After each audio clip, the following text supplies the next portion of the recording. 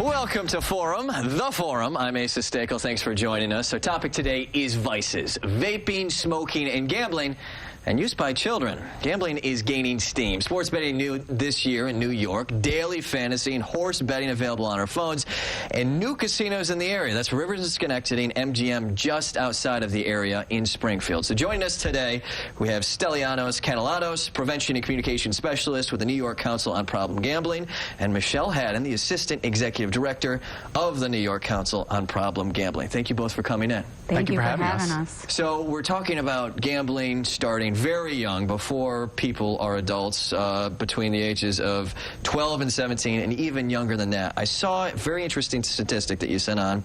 39% of New York State youth between 12 and 17 have gambled in the past year. That's a crazy statistic. And first thing that came to my mind, what constitutes gambling? So what means gambling in that statistic? Sure, so that can be anything from playing a scratch-off ticket to betting on a sporting event with a friend or family member. It can be just making a simple bet over skill, like I can beat you in a game of darts. It really can constitute anything that we think of when we think of gambling. Obviously, you know, sports betting and those things are not legal for kids, but they are finding their way into other activities for sure. Yeah, of course. Why did the council decide to take this approach and start really focusing on youth gambling?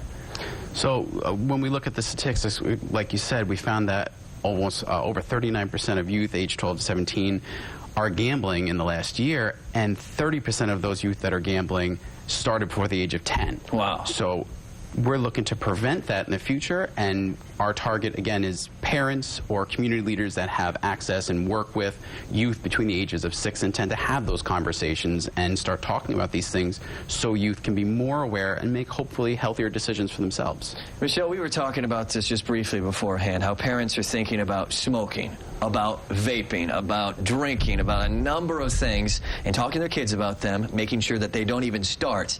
But do you think parents are thinking about gambling as a real risk for their kids? You know, I think we find most of the time that they're not. We as parents of young children even are shocked by what we see our kids doing on their phones, what they're introduced to at such a young age, you know, right from the age of 6.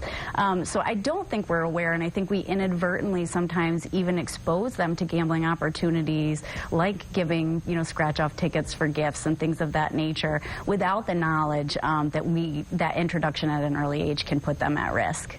So you have this this new marketing campaign that you're launching. It's going to target kids between 6 and 10. Why are you targeting that age group?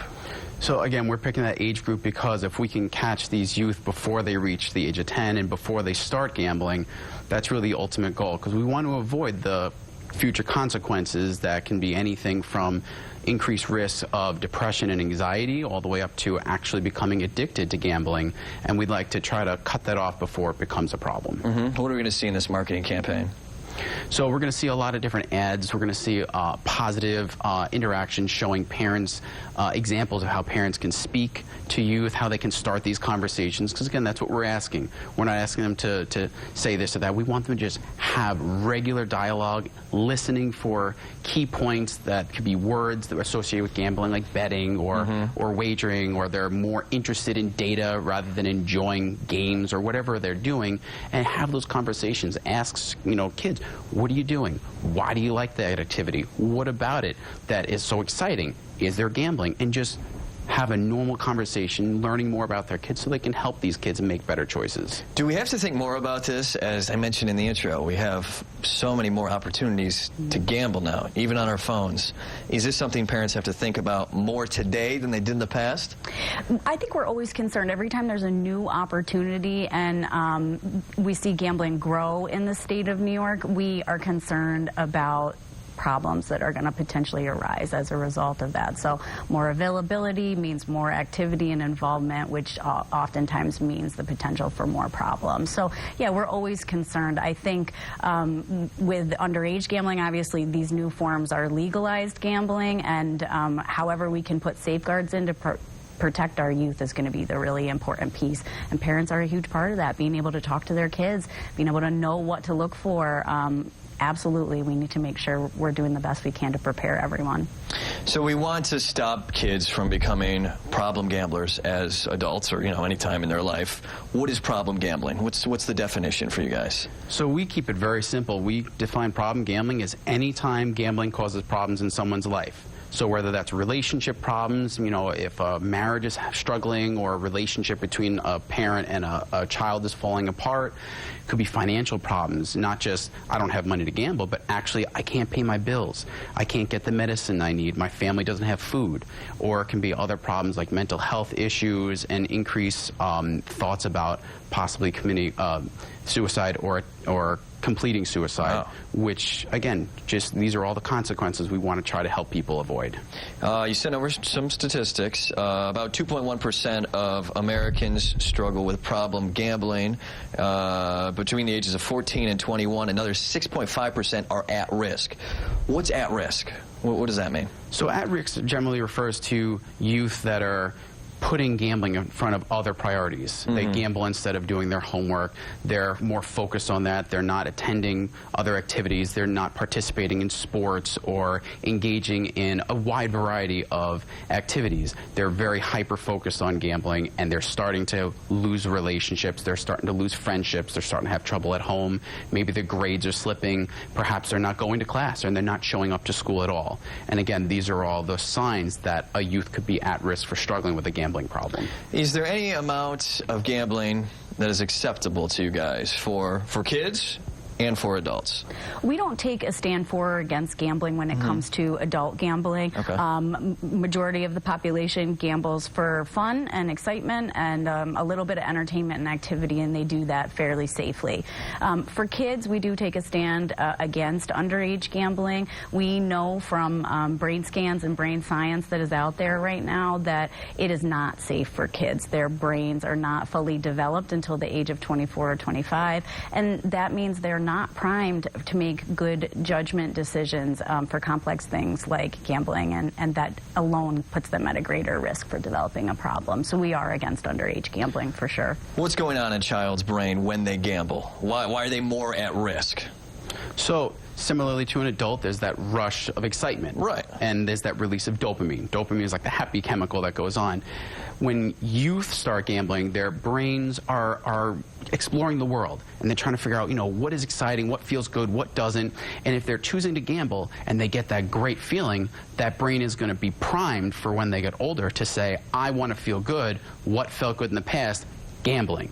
So they're going to be very hyper-focused on that overdose of dopamine because it's very quick and it can happen very fast, and we can go through different games or whatever they're doing to get that feeling quickly again, as opposed to like running. You have to run a mile or 2 miles to get that same feeling. It takes a lot longer. So we want to make sure that youth are not exposed to that overdose of dopamine, that over rush where their brain develops seeking that specific behavior, which leads into an addiction into their future. You both were involved in substance abuse prevention and treatment before you got into gambling prevention and treatment.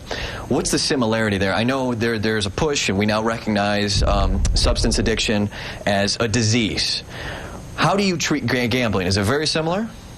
In terms of the treatment for gambling, there's specific treatment modalities out there that make it, that are evidence-based for problem gambling treatment. So it is different from gambling or from substance abuse in that way. But in terms of the addiction itself, we see the same things: preoccupation, increase in usage. All of those pieces are there with gambling the same way they are for substance abuse.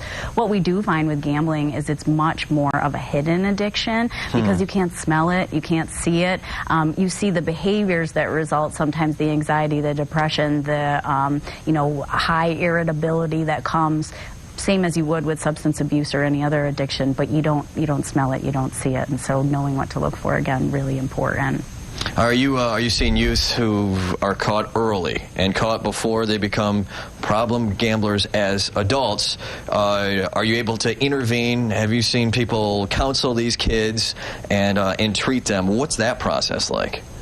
Absolutely. Treatment works. Treatment works. And we have great clinicians out there across the state of New York, as well as some programs that are specially trained in dealing with problem gambling and how to move people through the process of addiction to recovery. And so we definitely have seen success with youth.